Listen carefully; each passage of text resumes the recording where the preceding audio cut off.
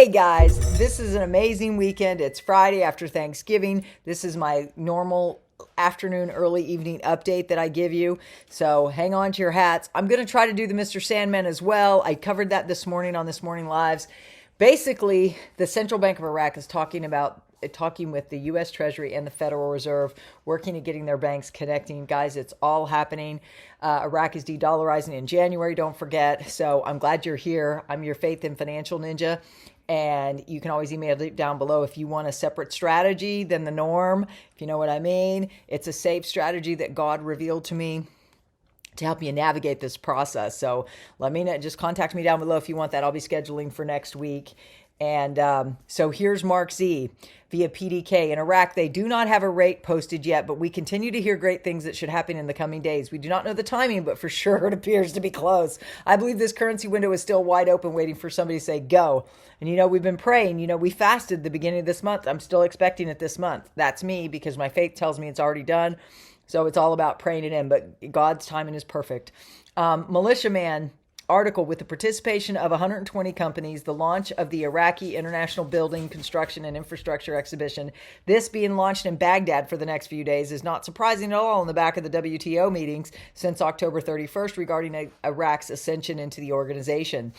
The 2023, the tripart budget, 2023, 2024, 2025 budget is about investment primarily into infrastructure. Takes a lot of capital to build a country back. It will take massive amounts. It is far too expensive with the 1310 exchange rate and internationally accepted reevaluated effective rear will likely make it far cheaper. That's a reinstitution of the effective rate. We'll have to see, guys. Nobody knows the rate. This is Claire article: U.S. approval to increase its dollar balances of 10 Iraqi banks. Quote, the source explained that this agreement came in light of the recent meetings held by the Central Bank of Iraq with the American side. Again, I talked about that this morning on my live, where I talk Sandman's Intel every single morning for coffee and conversation. Please subscribe, tap the bell if you want to get in there and ask any questions. You can ask me any questions for free. You just have to be subscribed. So subscribe, tap the bell, join us on a live where we go live.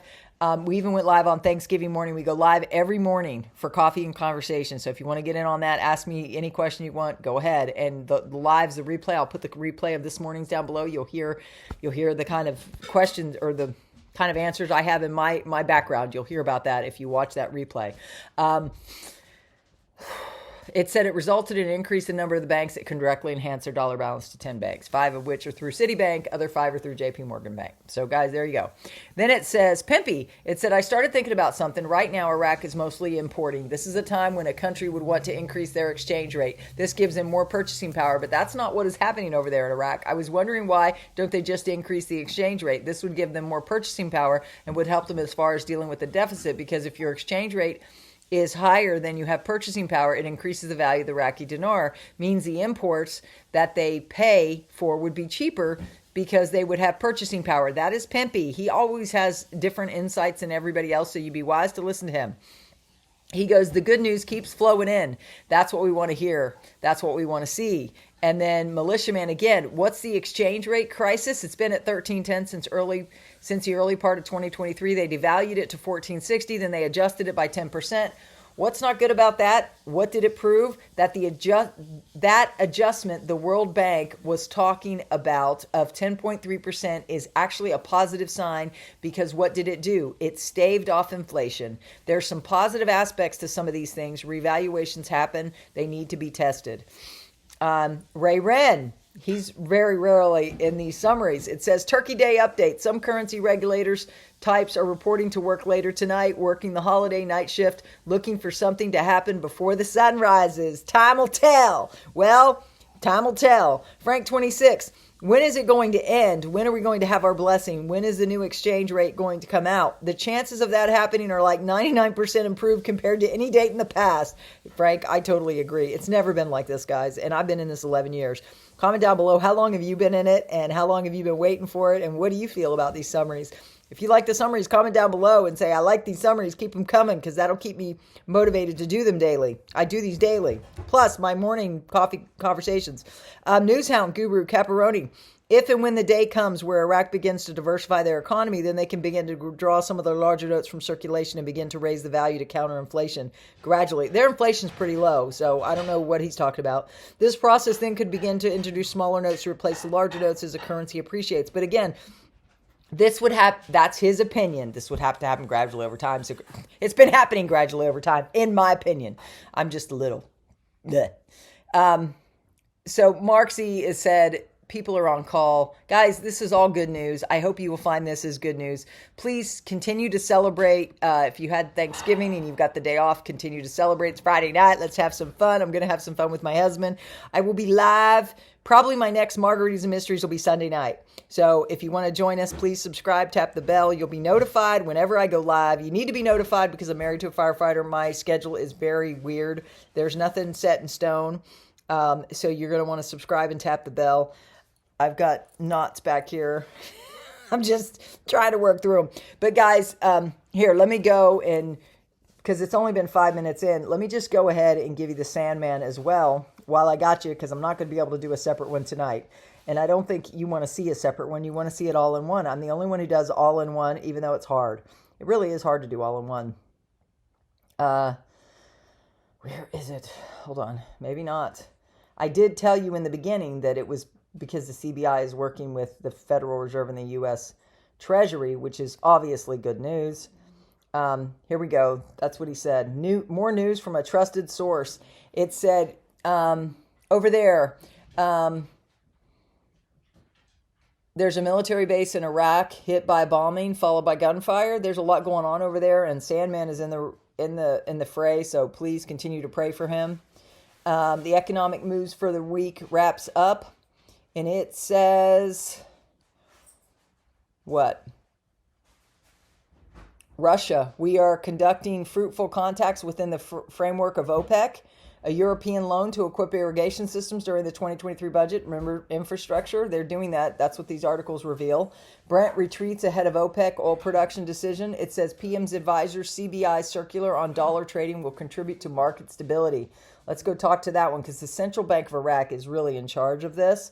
What do you think? Who do you think is in charge of it? It says the financial advisor to the prime minister explained that the goal of the central bank circular today regarding the trading the dollar from outside the platform according to supply and demand indicated that it will provide high flexibility in supply that contributes to market stability.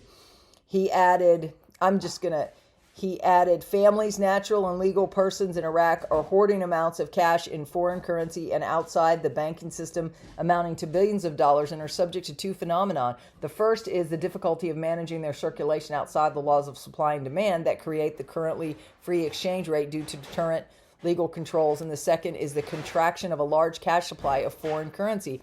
It is liquid and it is immobile in the form of a cash hoarding that is immobile and outside of circle of view. He's talking about people having it in their mattresses because they don't trust the banking system. They're trying to get all of that out of their mattresses by convincing him to get inside the banking system. So this exacerbates exchange rate fluctuations under the influence of a liquidity trap in foreign currency resulting from unexpected positive wealth due to the rise of the value of the foreign currency exchange against the local currency. Therefore, liberalizing the climate of dealing in foreign currency and giving it a white character will provide high flexibility in supply that contributes to reducing noise in the secondary exchange market, which provides a flexible supply of foreign exchange rate that leads to market stability, supported by a government policy that provides commodity supply through. That's a lot of words to say what? They want their currency to be highly stable, and they think letting it go and change will be a good step towards that. They're trying to tell everybody to put their money in the banks so they can exchange it. That's what they're saying to the Iraqi people. Just like here, it's just, here is a whole different story. Comment down below. If you want to know what I think about that, you'll have to get on one of my Zooms. You can become a Miracle Manifestation where I tell you about the whole lot of things. Okay, so you want to be on that. So guys, that's what I have for you tonight. Again, 9 minutes. Sorry it went a little long. I love you all with the love of Jesus Christ. Please join us on Coffee and Conversations. If you're a Christian, you should be praying this in. I fasted many days this month in preparation for this blessing. And again, if you need some specialized training or specialized strategies that come from the kingdom of God to navigate this transfer, please make sure you contact me. My information will be down below. These are archonic times. God's in control and he's protecting us all. So pray. Don't worry about a thing. God bless. I'll see you on the next one. Comment down below if you like this. Please subscribe. Tap the bell. Please share if you know other people that are Christian that need to hear this hope and this peace and these strategies that are outside the realm of the actual world and its kingdom strategies. In Jesus' name, amen. God bless.